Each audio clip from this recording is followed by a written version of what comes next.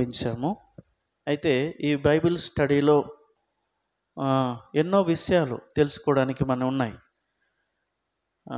ఈ Bible study ఒకవేళ ప్రారంభిస్తే, ఆది కాండం నుండి ఒకవేళ ప్రారంభిస్తే అది ఎప్పటికీ తరగదు. ఎందుకంటే ప్రతి వచనంలో కూడా దేవుని ప్రణాళిక, ప్రతి లైన్, ప్రతి అధ్యాయంలో కూడా దేవుని యొక్క ఉద్దేశాలు అనేది ఉన్నాయి. కాబట్టి ఈ బైబిల్ పఠనం అనేది గత వారం నుండి మనం ప్రారంభించాము. గతంలో నేను ఇంట్రడక్షన్ చెప్పాను కదా, బైబిల్ని ఎలా ధ్యానించాలి అనేక విషయాలు మనం మాట్లాడుకున్నాం కదండి. అయితే బైబిల్ స్టడీ, బైబిల్ని ధ్యానించడం, బైబిల్ స్టడీ కొరకు నేను ఇజ్రాయేల్ యొక్క ప్రయాణం ఈరోజు చెప్తాను. నెక్స్ట్ వీక్ నుంచి వచ్చి వాళ్ళు ప్రయాణం చేస్తున్నప్పుడు కొన్ని అరణ్యాల గుండా వెళ్ళారు. వాళ్ళు ప్రయాణం చేసినప్పుడు ఎలా వెళ్ళారు? అరణ్యాలు గుండా వాళ్ళు ప్రయాణం చేశారు.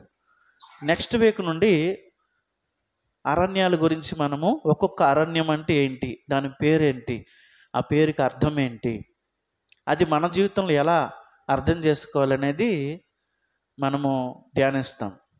అయితే ఈ రోజు మాత్రము వాళ్ళు ఎక్కడి నుంచి ఎక్కడికి ప్రయాణం చేశారు, ఇజ్రాయెల్ ప్రజలు ఎక్కడి నుంచి ఎక్కడికి ప్రయాణం చేశారు? ఐగుప్తు నుండి కనానుకి కదా. మనం ఎన్నోసార్లు ఈ మాట మనం విన్నాం. వాళ్ళ ప్రయాణము ఐగుప్తు నుండి కనానుకి వాళ్ళు ప్రయాణం చేశారు. దాదాపు 430 సంవత్సరాలు వాళ్ళు బానిసలుగానే బ్రతికారు. దేవుడు అబ్రాహాముకు చేసిన వాగ్దానం జ్ఞాపకం చేసుకుని మోసేని పిలుచుకొని మోసేని వాడుకున్నాడు వాళ్ళని విడిపించడానికి. అది మనము నిర్గమకాండంలో మనము చదువుతాం. అయితే ఈ ప్రయాణం ఏదైతే ఉందో, ఎక్కడి నుంచి ఎక్కడికి ప్రయాణం చెప్పాం మనము? ఐగుప్తు నుండి కనానుకి. ఈ మధ్యలో చాలా పరిస్థితులు వాళ్ళకి ఎదురయ్యాయి కదా. వాటన్నిటిని దాటుకుంటూ వాళ్ళు ప్రయాణం చేశారు. అయితే ఈ ఐగుప్తు నుండి కనానుకి వెళ్ళే ఆ ప్రయాణము 3 భాగాలుగా మనము చేయొచ్చు. ఎన్ని భాగాలు? 3 భాగాలుగా. మొదటి భాగము, వాళ్ళు ఎక్కడి నుంచి ఎక్కడికి ప్రయాణం చేస్తున్నారు? ముందుగా మనము నిర్గమకాండం చదవాలి, 12వ అధ్యాయం. నిర్గమకాండము 12వ అధ్యాయం.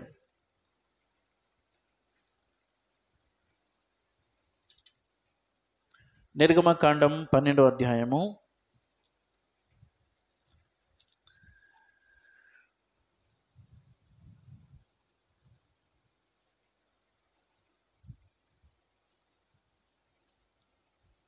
ఒక వచనాన్ని మనం జ్ఞాపకం చేసుకుందాం. నిర్గమకాండం 12వ అధ్యాయము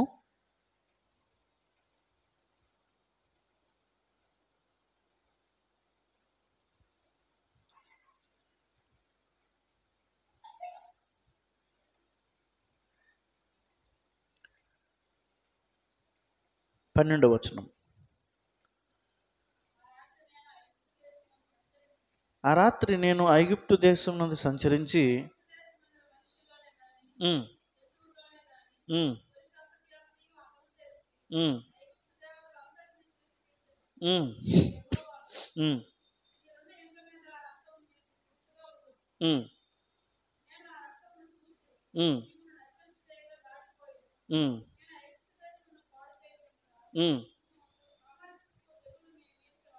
నేను ఐగుప్తు దేశమును పాడు చేయుచుండగా,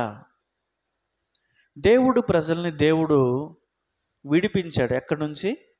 ఐగుప్తు నుండి. అదే వాళ్ళు స్టార్ట్ చేసిన ప్రయాణం.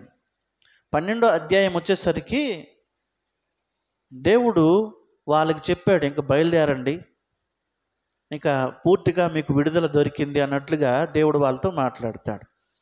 కనుక ఈ ప్రయాణము ఐగుప్తు నుండి వాళ్ళు ప్రయాణం చేసినప్పుడు ఈ ప్రయాణము 3 భాగాలుగా మనం వివరించాలి. ఎన్ని భాగాలుగా? మూడు భాగాలు. మొదటి భాగం ఎక్కడి నుంచి ఎక్కడికి? ఐగుప్తు నుండి సీనాయి పర్వతం వరకు. ఐగుప్తు నుండి సీనాయి పర్వతం వరకు. ఇది మీకు అర్థం కావాలనుకుంటే నిర్గమకాండం అనేది బాగా మీరు చదవాలి. నిర్గమకాండం అనేది మీరు బాగా చదవాలి. మొదటి ప్రయాణం అంటే ఐగుప్తు నుండి కనానుకు మధ్యలో చేసిన ప్రయాణంనే మూడు భాగాలుగా మనం వివరించవచ్చు. మొదటి భాగము ఎక్కడి నుంచి చెప్పండి? ఐగుప్తు నుండి సీనాయి పర్వతం వరకు ఒక భాగం. ఓకేనా? ఇది మొదటి భాగం. రెండవ భాగము సీనాయి పర్వతం నుండి కాదేసు బర్నేయ అనే ప్రాంతం వరకు. సీనాయి పర్వతం నుండి కాదేసు బర్నేయ అనే ఆ ప్రాంతం వరకు ఇది రెండవ భాగం. దీని గురించి సంఖ్యాకాండంలో రాయబడి ఉంటుంది. సంఖ్యాకాండంలో నువ్వు చదువుతున్నప్పుడల్లా కూడా వీళ్ళు సీనాయి పర్వతం నుండి కాదేసు అనే బర్నేయ అనే ప్రాంతం వరకు వాళ్ళ ప్రయాణం గురించి సంఖ్యాకాండంలో ఉంటుంది. ఇకపోతే మూడవ భాగము కాదేసు బర్నేయ నుండి గిల్గాలు వరకు.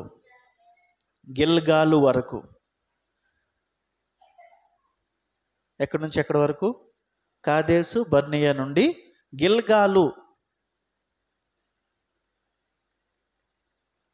అది కనానులో ఉన్నటువంటి ప్రాంతం.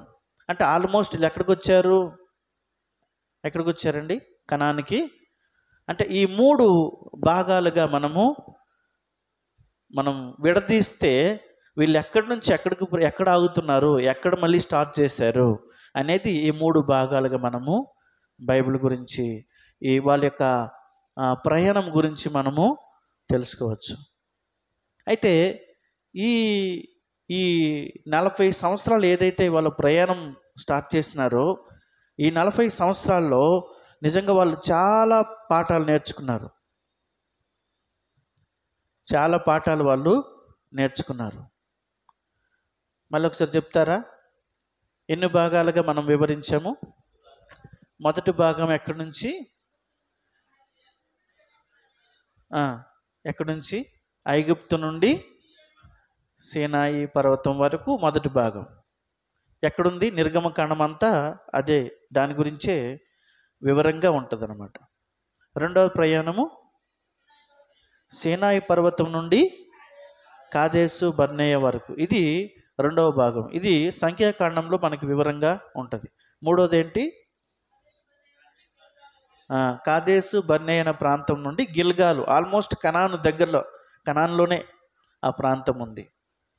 ఈ మూడు భాగాలుగా మనం ఏం చేసినామంటే మనం ధ్యానిస్తూ వచ్చినాం. అయితే ఇక్కడ ఒక ముఖ్యమైన విషయం అనేది మనం గమనించాలి. ముఖ్యమైన సంగతి మనం గుర్తుపెట్టుకోవాలి. మనం చెప్పుకున్నాం కదా, ఐగుప్తులో నుండి ఎక్కడికి వెళ్తున్నారు? కనాను. ఐగుప్తు దేనికి సాదృశ్యము? ఐగుప్తు లోకానికి సాదృశ్యం. ఇప్పుడు కనాను దేనికి సాదృశ్యము?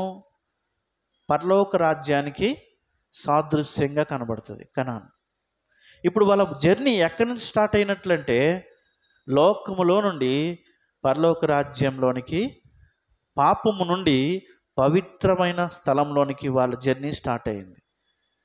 ఇది వాళ్ళు చేసినటువంటి జర్నీ. ఇది మన జీవితంలో ఎలా అప్లై చేసుకోవాలంటే, మనము కూడా పాపం నుండి విమోచింపబడిన వారమే కదా. మన ప్రయాణం ఎక్కడికి? దేవునితో పాటు సదాకాలం ఉండడానికి మన ప్రయాణం కదా. అంటే వాళ్ళ పాత నిబంధనలు వాళ్ళు ప్రయాణం చేశారు, వాళ్ళు యాత్రికులుగానే ఉన్నారు. బైబిల్ చెప్తుంది హెబ్రీ పత్రిక 3వ అధ్యాయంలో పరదేశులు యాత్రికులమై ఉన్నామని బైబిల్ చెప్తుంది కదా. మరి కొత్త నిబంధనలో ఉన్నటువంటి మన జీవితం, ఇది మనకి ఎలా అప్లై చేసుకోవాలంటే, వాళ్ళు కూడా విమోచించాడు దేవుడు. ఎక్కడి నుంచి? ఐగుప్తు నుండి విమోచించి ఎక్కడికి నడిపిస్తున్నాడు? కనానికి నడిపిస్తున్నాడు. మనము కూడా విమోచింపబడిన వారమే. ఎక్కడి నుంచి? ఐగుప్తు అంటే ఏం చెప్పాను? పాపము, లోకము, ఐగుప్తు అంటే రెండు, పాపము, లోకము.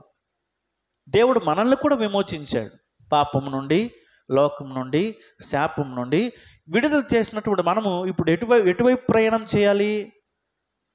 ఎటువైపు? కనానుకు వెళ్ళే మార్గంలో మనం కూడా వెళ్ళాలి. కనాన్ అంటే పరలోక రాజ్యానికి సాదృశ్యంగా ఆ ప్రభువుతో పాటు ఉండడానికే మనం ప్రయాణం స్టార్ట్ అయింది. అందుకే ఇక్కడ రెండు విషయాలు, ఐగుప్తు ఈ లోకానికి సాదృశ్యంగా ఉంది, కనాను పరలోక రాజ్యానికి సాదృశ్యంగా కనబడుతుంది. వాళ్ళు ఎలాగైతే ప్రయాణం వాళ్ళు స్టార్ట్ చేశారు, వాళ్ళ ప్రయాణం ముగిసిపోయింది కదా. ఇప్పుడు మనం ప్రయాణం స్టార్ట్ అయింది, ఇంకా ముగించలేదు మనం కదా. వాళ్ళ ప్రయాణం స్టార్ట్ అయింది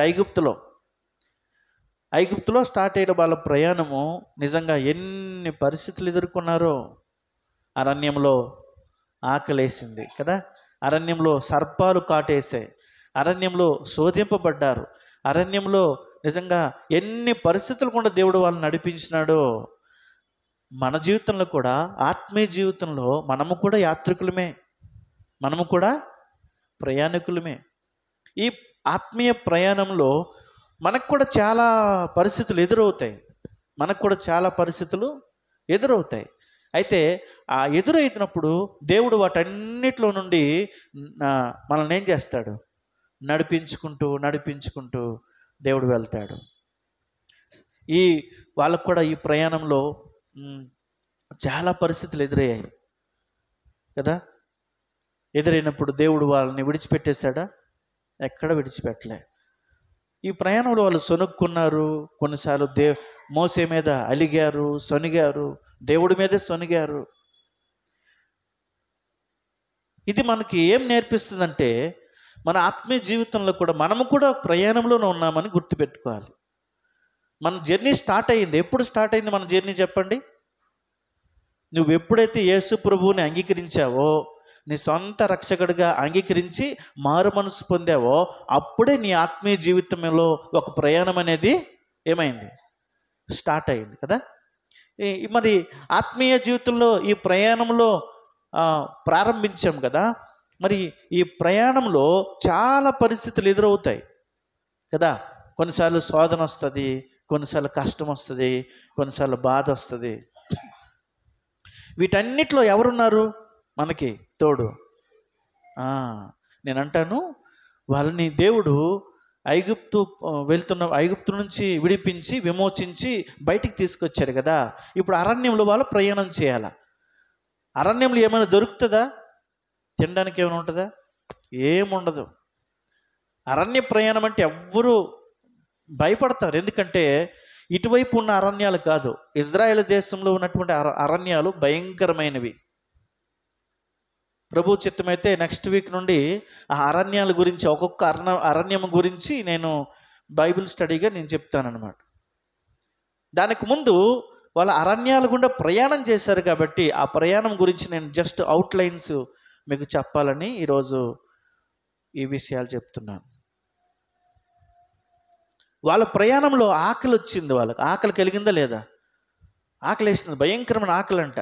అప్పుడు మోసే దగ్గరికి వచ్చి ఏమన్నారు? ఎందుకయ్యా మమ్మల్ని ఇక్కడ తీసుకొచ్చావు? ఎందుకక్కడ మమ్మల్ని చంపుతున్నావు? మా బతుకది మేము బతుకుతాం కదా, అక్కడ సమాధులు లేవా అని చాలా తిరుగుబాటు చేశారు. మనం కూడా మన లైఫ్లో కొన్నిసార్లు కష్టాలు, బాధలు వచ్చినప్పుడు తట్టుకోలేక ఏదో ఒకటి అనేస్తాం కదా. ఎందుకు ప్రభు మాకు ఈ జీవితం? అదే అన్యులుగా ఉంటే మా ఇష్టానుసారంగా జీవించే వాళ్ళం కదా. అవును, ఇష్టానుసారంగా జీవిస్తావు, కానీ నాశనంకి వెళ్ళిపోతావు కదా. దేవుడు ఆ నాశనం నుండి తప్పించడానికే ఇరుకు మార్గాన్ని దేవుడు ఏం చేశాడండి? ఇరుకు మార్గాన్ని దేవుడు ఎంచుకున్నాడు.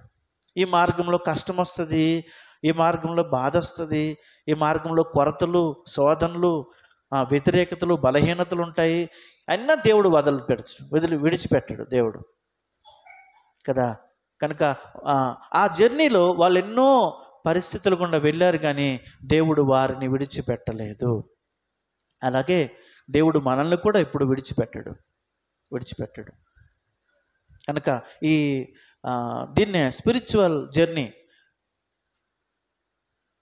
వాళ్ళకు ఒక జర్నీ ఉంది, మనకు కూడా ఒక జర్నీ ఉంది. వాళ్ళ జర్నీ ముగించేశారు, వాళ్ళ ప్రయాణం ముగిసిపోయింది, అయిపోయింది. ఇప్పుడు మనదే ఉంది. ఇంకా మనం స్టార్ట్ చేసాం. ఎక్కడికయ్యా నీ ప్రయాణం అంటే, నా దేవుడిని కలుసుకోవడానికి నేను ప్రయాణం స్టార్ట్ చేశాను.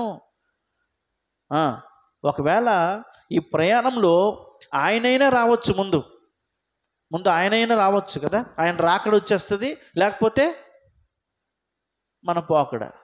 ఆయన రాకడ లేకపోతే మన పోకడ, ఈ రెండిట్లో ఏదో ఒక రోజు జరుగుతుంది. మనం ఇంకా దేవుడు ఆయుష్ బాగా ఇచ్చాడనుకో, మనకిచ్చిన ఆయుష్లోనే దేవుడు వచ్చాడనుకో, మనం ఎత్తబడతాం, ఆయనతో పాటు ఉంటాం. ఆయన రాకడలసి అయితే మన ఆయుష్ అయిపోతే మనం కూడా ఏదో ఒక రోజున ఈ భూమి నుంచి విడుదల పొంది ప్రభుతో పాటు ఉంటాం. కనుక ఇది మనకి నేర్పించే మంచి ఆత్మీయమైన పాఠం ఏంటంటే, ఇజ్రాయేలీలు 40 సంవత్సరాలు ప్రయాణం చేస్తారట. ఎన్ని సంవత్సరాలు? 40 సంవత్సరాలు. మరి మన ప్రయాణం ఎంతకాలము చెప్పండి? మన ప్రయాణం ఎంతకాలం? మనం ఈ భూమి మీద ఉన్నంత కాలము మన ప్రయాణము సాగుతూనే ఉంటుంది. అందుకే అన్నాను, ఈ ప్రయాణంలో కొన్నిసార్లు బలహీనమైపోతాం. ఈ ప్రయాణంలో కొన్నిసార్లు నా వల్ల కాదు, నేను నడవలేను అంటాం. కానీ దేవుడు విడిచిపెట్టడు. ఎక్కడా విడిచిపెట్టడు. కనుక ఈ విషయాల గురించి ఇంకా చాలా విషయాలు మనము తెలుసుకోవచ్చు.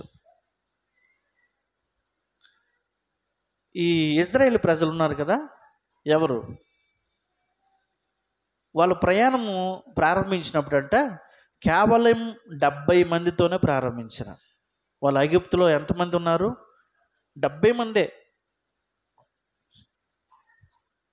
ఇంకో విషయం చెప్పనా, వాళ్ళు అబ్రహాము, ఇస్సాకు, యాకోబు వాళ్ళు ఎక్కడ వారు? వాళ్ళ ప్రాంతం ఏది? కనానే.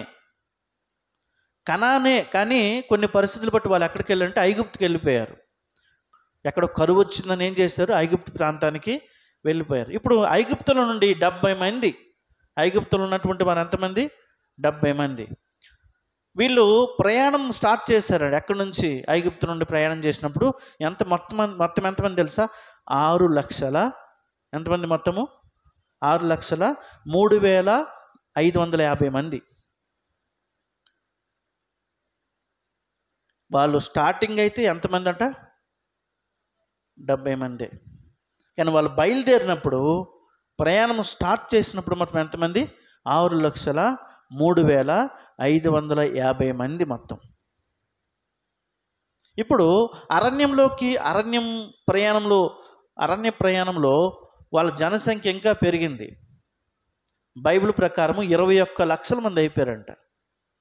అంటే వాళ్ళ ప్రయాణం చేస్తుండగానే వాళ్ళ సంఖ్య పెరిగింది. వాళ్ళు అభివృద్ధిలోనికి వచ్చారు, వాళ్ళు విస్తరించారు. అది సంగతి.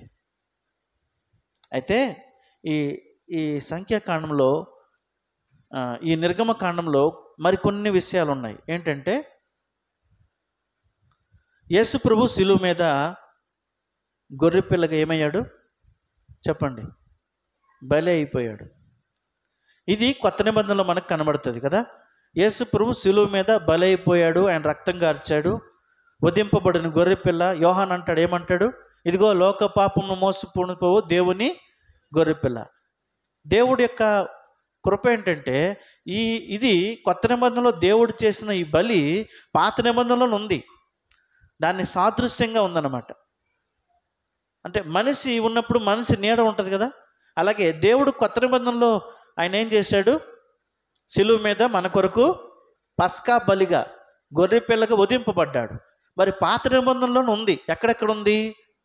ఆదికాండము 22వ అధ్యాయము కదా. 4 సందర్భాలు నేను చెప్తాను. ఆదికాండము 22వ అధ్యాయంలో తన కుమారుని ఇస్సాకుని అబ్రాహాం ఏం చేశాడండి? బలి ఇచ్చాడు కదా. అది కూడా ఎవరికి సాదృశ్యము? యేసు ప్రభువుకి సాదృశ్యం. అలాగే నిర్గమకాండం 12వ అధ్యాయంలో మనం చదువుకున్నాం కదా, నిర్గమకాండం 12వ అధ్యాయంలో 12వ వచనంలో ఈ 12వ అధ్యాయం చదివితే అక్కడ కూడా వధింపబడిన గొర్రెపిల్ల ఉంటుంది. ఎవరు? వధింపబడిన గొర్రెపిల్ల. ఇది ఎవరికి సాదృశ్యము? వధింపబడిన యేసు ప్రభువుకి సాదృశ్యం. మొదటి అధ్యాయం ఎక్కడ? ఆదికాండము 22. అక్కడ కూడా